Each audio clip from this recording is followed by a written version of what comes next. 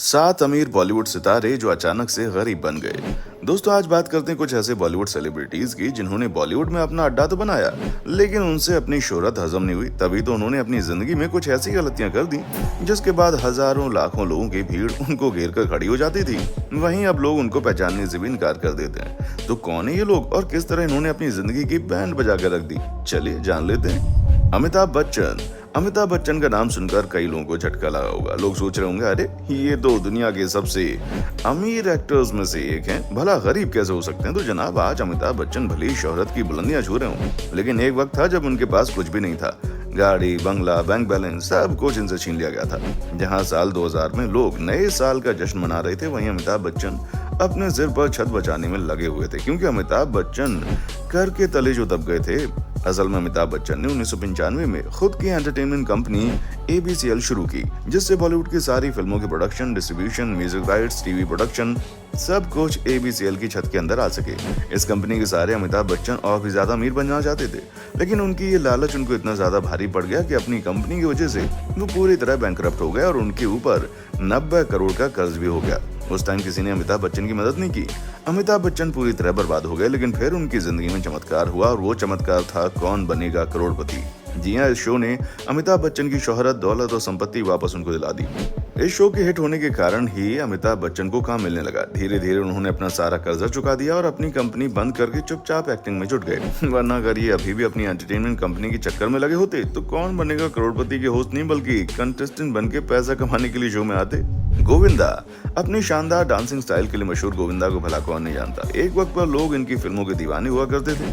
लोग इन्हें comedy hero के नाम से पहचानते थे, लेकिन अपने करियर के पीक में रहने वाले गोविंदा ने अचानक से बॉलीवुड को टाटा बाय बाय कहकर पॉलिटिक्स में आने का सोचा। इस कदम को उठाने के बाद बॉलीवुड के कॉमेडी किंग के करियर डामाडोल होने लगा। फिल्म इंडस्ट्री तो उनको भूल ही गई, साथ ही इनके फैंस ने भी इनको बुलाना शुरू कर दिया। हाँ, भले ही गोविंदा अपने पहले से ही सिलेक्शन में MP बन गए, लेकिन MP बनकर भी उन्होंने कौन से झंडे गाड़ दिए?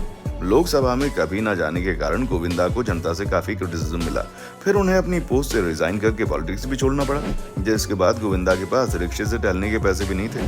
वो तो खुशकिस्मती से भागम भाग और पार्टनर जैसी फिल्मों ने गोविंदा को वापस से बॉलीवुड में जगह दिलवाई और वो दोबारा फाइनेंशियली स्टेबल हो गए। वरना अगर ये फिल्में गोविंदा को न मिलती तो इस वक्त हम गोविंदा को कहीं और ही देख रहे होते। शाहरुख खान, हाँ हमें पता है इस लिस्ट में बॉलीवुड के बादशाह का नाम सुनकर लोग हमारी लिस्ट को गलत कहने लग गए होंगे, क्योंकि शाहरुख खान तो दुनिया के सबसे अमीर एक्टर्स की लिस्ट में टॉप 3 पर आते हैं। पर जनाब, हमारी बात तो सुन लीजिए। आज भले ही शाहरुख खान सफलता के मुकाम को छू रहे हैं, लेकिन एक वक्त ऐसा था जब वे अपना सब कुछ खोते खोते बचे थे। शाहरुख खान ने रावण फिल्म के लिए अपने जीवन की सारी पूंजी लगा दी थी, क्योंकि एक बहुत ही हाई बजट मूवी थी जिसके प्रोडक्शन में 150 करोड़ का बजट गया था। लेकिन ये फिल्म 350 करोड़ में बनी। पर अफसोस, इतनी हाई बजट वाली फिल्म ने उतना कमाल नहीं किया जितना शाहरुख खान ने एक्सपेक्ट किया था, जिसके बाद शाहरुख का दिवालिया निकलते निकलते बच गया, क्योंकि इसके बाद शाहरुख खान की बाकी फिल्मों ने उनकी डूबती नैया को बचा लिया। वरना अगर शाहरुख खान की एक और फिल्म फ्लॉप होती ना और आप शाहरुख खान को बादशाह ना कह पाते। यहाँ तक कि शाहरुख खान ने यह भी कहा था कि उनकी फिल्म रावण एक बड़ी गलती थी और अब वो कभी भी इस बड़े बजट की फिल्म को नहीं बनाएंगे। गीतांजलि नागपाल, दोस्तों मॉडलिंग के करियर के बारे में तो आप जानते ही हैं कितना चमक दमक से भरा हुआ है, और इसी चमक दमक का हिस्सा एक वक्त पहले गीतांजलि नागपाल हुआ करती थी, जिनकी खूबसूरती की तुलना माधुरी दीक्षित से की जाती थी। लेकिन ग्लैमर और फैशन की जिंदगी ने गीतांजलि को इतनी ज्यादा तरक्की दी, उससे कहीं ज्यादा बर्बादी की ओर धकेला। ग्लैमर और चकाचौंध की वजह से गीतांजलि नशा करने लगी। दारू और ड्रग्स की लत ने गीतांजलि को अपने परिवार से तो अलग कर ही दिया, पर उसके साथ ही उसका बैंक बैलेंस भी गिरने लगा। वो ड्रग्स के चक्कर में इतनी ज्यादा एडिक्ट हो गई कि उसका मानसिक संतुलन भी खो गया। लोगों को तो इस बारे में पता ही नहीं चलता, लेकिन इस बात का खुलासा साल 2007 में हुआ, जब गीतांजलि को रास्ते पर भीख मांगते हुए देखा गया। और जैसे ही मीडिया गीतांजलि के पास पहुंची, गीतांजलि भी अपने कपड़े ठीक करने लगी, उनको पोज देने लगी, जिसके बाद पुलिस उन्हें अस्पताल ले गई। यहाँ तक लोगों का कहना है कि 2008 में जो फैशन मूवी आई थी उसमें कंगना का किरदार गीतांजलि नागपाल की जिंदगी पर गढ़ा गया है, क्योंकि ये बिल्कुल सच्ची कहानी है। प्रीति जिंटा, लगातार एक से बढ़कर एक हिट फिल्में देने वाली प्रीति जिंटा की दीवानों की कोई कमी नहीं है, जिन्होंने अपनी अदाकारी के साथ साथ अपने डिम्पल से भी लोगों का दिल जीत लिया। लेकिन पिछले कुछ समय से अभिनेत्री कई सारी कंट्रोवर्सीज का हिस्सा बनी रही, जिसमें सबसे बड़ी मुश्किल उनकी आर्थिक तंगी है, जिसको हमेशा प्रीति जिंटा ने दबाकर रखने की कोशिश की। लेकिन एक दिन इन सारी चीजों का भंडार तो फूट ही गया, जब प्रीति जिंटा ने अपना काम पूरा का पूरा पैसा इश्क इन पेरिस फिल्म बनाने में लगा दिया। उसने कभी सपने में भी नहीं सोचा होगा कि ये फिल्म प्रीति जिंटा को रास्ते पर लाकर खड़ा कर दी, क्योंकि ये फिल्म बॉलीवुड में बहुत बड़ी फ्लॉप साबित हुई। और हम यकीन के साथ कह सकते हैं जब तक हमने आपको इस फिल्म का नाम नहीं बताया तब तक आपको ये पता भी नहीं होगा कि ऐसा कोई फिल्म भी बनाई गई। इस फिल्म की वजह से प्रीति का सारा पैसा डूब गया। कई सारे इलीगल केस प्रीति जिंटा के खिलाफ गई। प्रीति के रहने के लिए अपना अपार्टमेंट तक रेंट पर लेना पड़ा। पर मैडम काफी हिम्मत वाली निकली, जिन्होंने मीडिया के सामने आकर अपनी आर्थिक तंगी के बारे में बात की।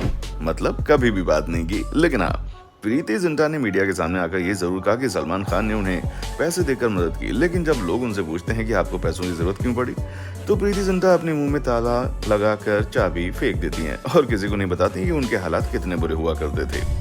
राज कपूर।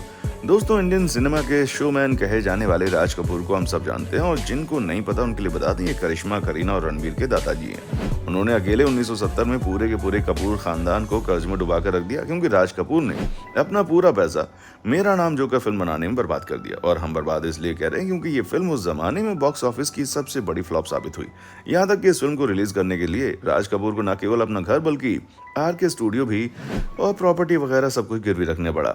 ऊपर से इस फिल्म को बनाने के लिए राज कपूर को पूरे 6 साल लग गए थे, और इन 6 सालों में उन्होंने कुछ भी नहीं किया, बस पानी की तरह पैसे बहाते रहे। राज कपूर कर्ज में डूब गए, जिससे बचने के लिए राज कपूर ने बॉबी फिल्म बनाने का फैसला किया। जी हाँ, ये फिल्म ऋषि कपूर और डिम्पल कपाड़िया की पहली फिल्म थी, जिसके जरिए दोनों ने बॉलीवुड में कदम रखा, और कदम रखते ही फिल्म के साथ साथ इन दोनों ने भी तहलका मचा दिया और कपूर खानदान की इज्जत बचा ली, वरना तो उनका सारा पैसा बुरे तरीके से डूब ही गया था। राजेश खन्ना। दोस्तों, भारतीय सिनेमा के पहले और सबसे बड़े सुपरस्टार राजेश खन्ना ने एक के बाद एक फिल्में देकर लोगों के दिलों में अपनी खास जगह बना ली, जहां लगातार 17 बार हिट फिल्में ये दे चुके थे। इसी के साथ राजेश खन्ना की फैन फॉलोइंग भी बढ़ने लगी। लड़कियां तो पागलों की तरह अपने प्यार का इजहार कर रही थी, जैसे कि उन्हें राजेश खन्ना मिल ही जाएंगे। कितनों ने तो राजेश खन्ना की तस्वीरों से शादी कर ली। उस समय इतनी शोहरत धर्मेंद्र जैसे हैंडसम एक्टर के पास भी नहीं थी, जहाँ लोग राजेश खन्ना को भगवान का दर्जा देने लगे थे।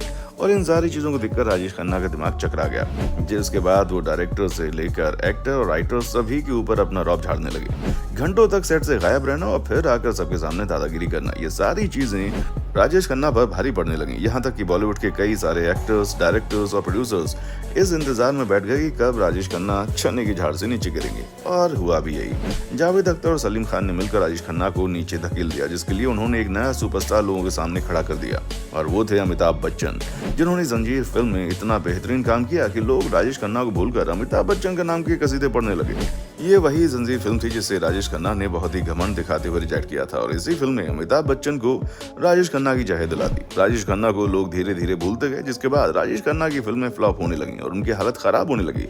बेहतर लाइफस्टाइल जीने के आदी हो चुके राजेश खन्ना को अब एक एक पैसे का हिसाब रखना पड़ रहा था, जिससे आप अंदाजा लगा सकते हैं कि उनके क्या दिन चल रहे होंगे। तो दोस्तों, ये थी बॉलीवुड की सच्चाई, जिस पर आपका क्या कहना है कमेंट सेक्शन में आकर बताएं, और ऐसी वीडियोस को देखते रहने के लिए चैनल को सब्सक्राइब करना ना भूलें। देखने के लिए शुक्रिया। दोस्तों, आपकी स्क्रीन पे 2 और वीडियोस दिख रही हैं, जिसे देखने के लिए आप इस स्क्रीन पर क्लिक करें। दोनों देखिएगा, बहुत अच्छी वीडियो बनी है।